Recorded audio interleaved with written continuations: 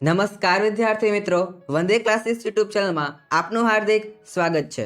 તો આજના વિડીયોમાં આપણે ધોરણ 10નું જે ગુજરાતીનું આજે બોર્ડ પેપર લેવાયેલું છે, એટલે કે ધોરણ 10 ગુજરાતીનું તેનું સોલ્યુશન જોવાના છે। ખાસ તમારું પેપર સારું ગયું હશે, આપણા આઈપીમાંથી છે ઘણું બધું પૂછાયું હતું, માટે તમને છે ઘણું બધું આવડી ગયું હશે।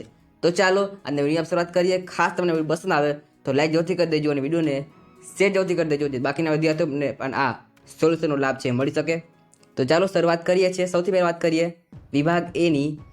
ત્યાં સૌથી પહેલાં તમે જોડકા પૂછાતા હોય છે। આ વખતે તમારે છે પાત્ર અને કૃતિના જોડકા પૂછેલા છે। પહેલું આપેલું છે ફોરમ, તો તેમાં તમારે આવશે ઈ એટલે કે રેસનો ઘોડો, એ તમારે છે રેસનો ઘોડોની અંદર છે પાત્ર આવે છે।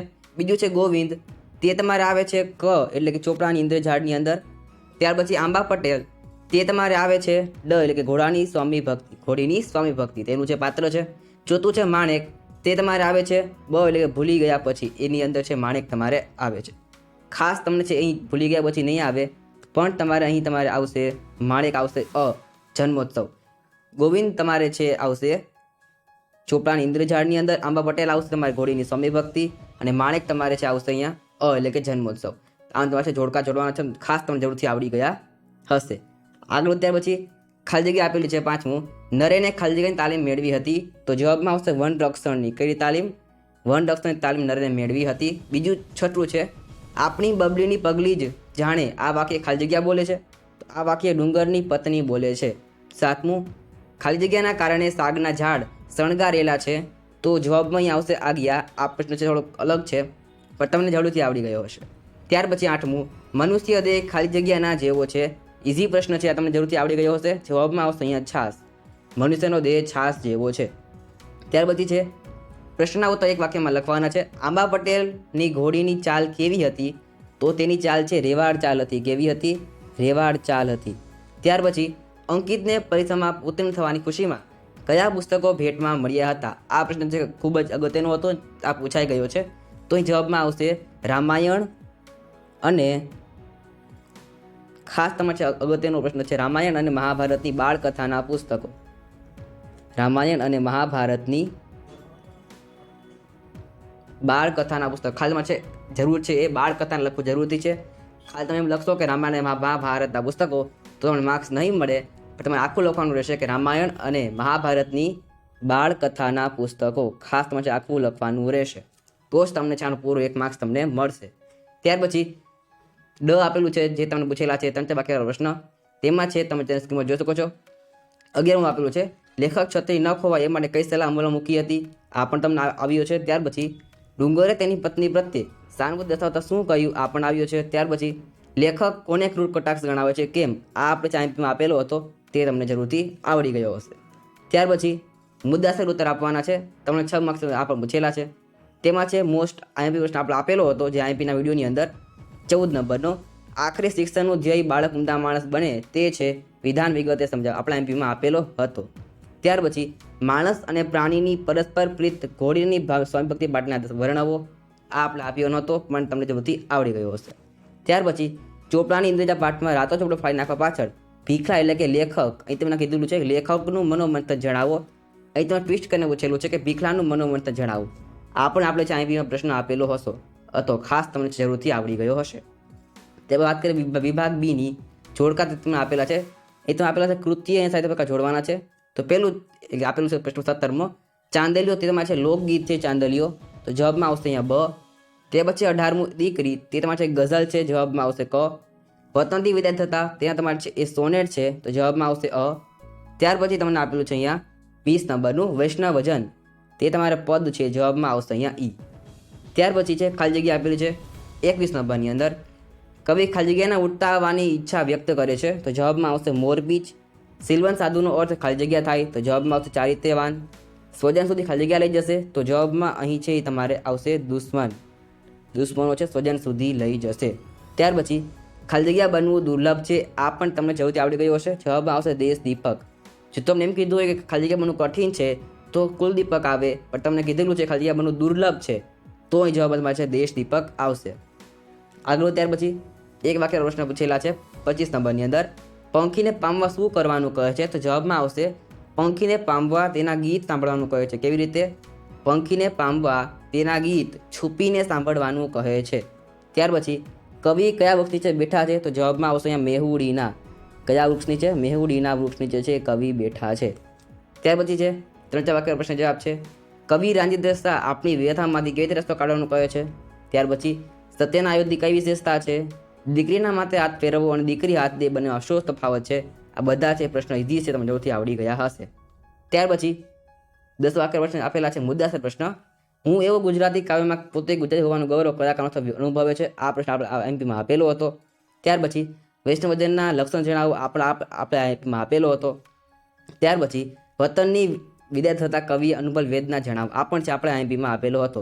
તો અહીંયા આપણે છે બધા પ્રશ્ન આપણા એમપીમાંથી છે પૂછાયેલા છે. તે પછી વાત કરીએ વિભાગ સી, જે વ્યાકરણ વિભાગ હોય છે. સૌથી આપેલું તમને અહીંયા સાચી જોડીને શોધીને લખવાની છે. પેલું છે પ્રતિબિંબ, તેમાં આવશે તમારે અહીંયા બીજું. ત્યાર પછી ગીરી, તો તેમાં તમારે છે અહીંયા આવશે 3 નંબરનું ગીરી. ખાસ છે ધ્યાનમાં રાખજો જોડણી તમે. ત્યાર પછી પો પ્લસ અનની સંધિ જોડવાની છે, તેમાં આવશે પવન. પો પ્લસ અન બરાબર પવન. ત્યાર પછી છે દાવપેદ સમાસ ઓળખાવાનો છે, તેમાં આવશે દ્વંદ્વ સમાસ. ત્યાર પછી અર્થભેદ સમજાવવાના છે. ખાધ, તેમાં આવશે ખોટ, અને ખાદ્ય, તેમાં આવશે અનાજ. એટલે કે બંનેમાં પહેલા આવવાના છે.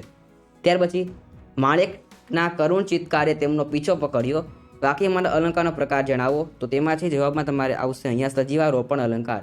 અહીં છે તમારે સજીવારોપણ અલંકાર આપેલો છે. ત્યાર પછી પ્રત્યય જણાવવાનું છે સામાજિક, તેમાં આવશે પર પ્રત્યય. સમાજ વત્તા એક એટલે પર પ્રત્યય. ત્યાર પછી સવારના શબ્દ શોધવાના છે. ઉજ્જળ, તેમાં આવશે વેરાન, અને ગીરા, તેમાં આવશે વાણી. વાણી એટલે ગીરા.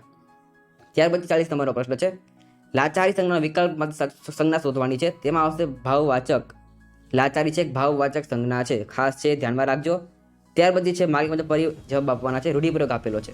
નવું નેજા પડવા, તેમાં આવશે ખૂબ જ તકલીફ પડવી અથવા તો અચાનક મુશ્કેલી આવી પડવી, એ જેનો જવાબ આવશે. ત્યાર પછી કહેવતનો અર્થ આપો. બાંધી મુઠ્ઠી લાખની, તેમાં આવશે ઘરની વાત ઘરમાં રહે ત્યાં સુધી સારું. ઘરની વાત ઘરમાં રહે ત્યાં સુધી સારું, એથી તેનો અર્થ આવશે. ત્યાર પછી છે શબ્દ સમૂહ માટે શબ્દ લખો. જેને કોઈ રોગ નથી તે જવાબમાં આવશે નિરોગી. કેવો આવશે? નિરોગી, જેને કોઈ રોગ નથી. ત્યાર પછી વિરોધી શબ્દ સ્થૂળ, તેમાં આવશે સૂક્ષ્મ. શું આવશે? સૂક્ષ્મ, તેનો જવાબ છે આવશે. ત્યાર પછી કર્મણી વાક્યમાં ફેરવવાનું છે. પોલીસે ચોરને પકડ્યો, તો તેમાં છે જવાબમાં આવશે પોલીસ દ્વારા ચોરને પકડવામાં આવ્યો. પોલીસ દ્વારા ચોરને પકડવામાં આવ્યો છે, તેનો જવાબ આવશે. ત્યાર પછી એ તો આપણું છે શિષ્ટરૂપ આપણું શબ્દનું, તો જવાબ અહીં તો આપેલું છે હેર, તેમાં જવાબ આવશે શહેર. કહેતા હોય આપણે હેર જોઈએ, જવાબ આવશે અહીંયા શહેર. હેરનું છે એ શિષ્ટરૂપ તમારે આવશે શહેર. ત્યાર પછી છે વિશેષણ શોધવાનું છે, જવાબમાં આવશે અહીં તમારે આપેલું છે.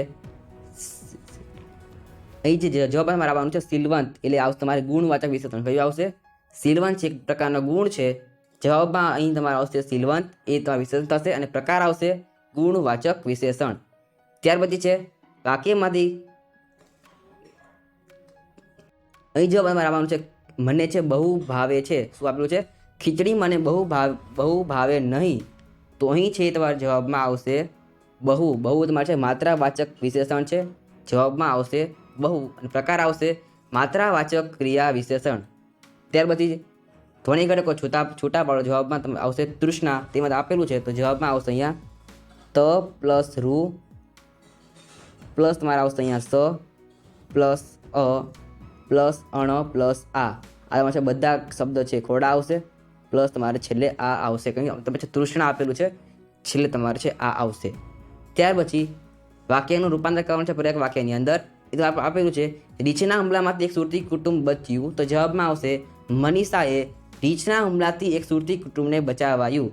મનીષા દ્વારા રીછના હુમલામાંથી એક સુરતી કુટુંબને બચાવાયું, ખાસ છે ધ્યાન રાખજો. ત્યાર પછી છે પંક્તિમાં રહેલો છંદ ઓળખાવો. લાંબા જો ટૂંકો થાય, મરે નહીં તો માંદો થાય. તેમાં જવાબમાં છે આવશે ચોપાઈ છંદ. કયો છંદ છે? ચોપાઈ છંદનું છે આ ઉદાહરણ છે, ખાસ તમને છે ટેક્સ્ટમાં આપેલું છે. ત્યાર પછી બબન તત ગાગા છંદનું બંધારણ, આ છે તમને આપેલું છે, એક કયા છંદનું બંધારણ છે? તો અહીં જવાબમાં આવશે મંદાક્રાંતા. આ છે મંદાક્રાંતા છંદનું બંધારણ છે, તો જરૂરથી છે આપણને આવડી ગયું હશે. તો ઓવરઓલ વિભાગ સી માટે સહેલો હતો, અઘરો નહોતો, તમને જરૂરથી છે આખો વિભાગ આવડી ગયો હશે. તમને કેટલા માર્ક્સ આવે છે એ જરૂરથી નીચે જણાવજો, જે તમને પણ છે ખ્યાલ આવી શકે. અને ખાસ આપણી ચેનલ પર છે બાકીના વિષયના પણ પેપર સોલ્યુશન આવવાના છે અને બાકીના વિષયના આપણે આઈપી પર મૂકેલા છે. તમને બધા લિંક નીચે મળી જશે. ખાસ તમને બધા વિડીયો ઉપયોગી રહેવાના છે. તો વિભાગ ડીની વાત કરીએ. અર્થ વિસ્તાર આપેલા છે. સૌંદર્ય વેડફી ન દેતા સુંદરતા મળે, સૌંદર્ય પામતા પહેલાં સૌંદર્ય બનવું પડે. આ પણ છે આપણા આઈપીમાં આપેલું હતું, તમને જે પૂછાયેલું છે. તેના અથવાનું આપેલું છે. મનવા પર ઘર પહોંચીને દુઃખ ન કહીએ રોય, માન ગુમાવી આપણું વેચી ન લેતું કોઈ. આ પણ છે આપણે આઈપીમાં આપેલો નહોતો, પણ ઇઝી છે, તમને જરૂરથી આવડી ગયો હશે. ત્યાર પછી છે અહેવાલ લેખન. આપણા આઈપીમાં આપેલો હતો વૃક્ષારોપણ પરનો અહેવાલ, ખાસ તમને આવડી ગયો હશે.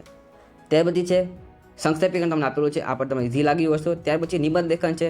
આપણા ઘડવૈયા બાંધવ આપણે, મારો યાદગાર પ્રવાસ આપણા આઈપીમાં આપેલો હતો, ખાસ તમને આવડી ગયો હશે. ત્યાર પછી દીકરી ઘરની દીવડી, આ પણ આપણે આઈપીમાં આપેલો હતો. તો ઓવરઓલ આપણે છે ગુજરાતીનું પેપર છે ઇઝી હતું, ખાસ તમે જરૂરથી બધું આવડી ગયું હશે. તો આજના વિડીયોમાં આટલું જ. હવે મળીશું નેક્સ્ટ વિડીયોમાં. Thanks for watching. All the best.